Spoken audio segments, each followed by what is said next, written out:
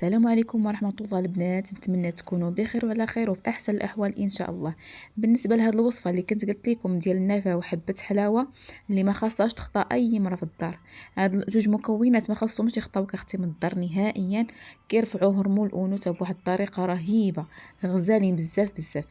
المهم كناخدو دوك جوج مكونات اللي هما النفع وحبة حلاوة، كنحمروهم غير شويه، غير نبداو نشمو الريحه ديالهم، كنطفيو عليهم، كنطحنوهم مزيان مزيان.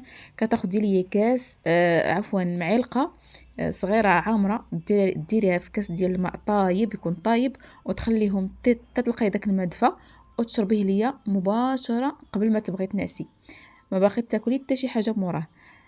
لمده شهر داومي هاد الوصفه هادي لمده شهر، وجا اختي ردي عليا الخبر في التعليق، راه غزاله بزاف بزاف. وحتى لهنا غادي نقول لكم الا تفرجتوا في الفيديو وكملتوه ما تنساونيش بلايك ديالكم باش تدعموني، وبالاشتراك وفعلوا الجرس باش يوصلكم كل جديد في قناتي. مع السلامه.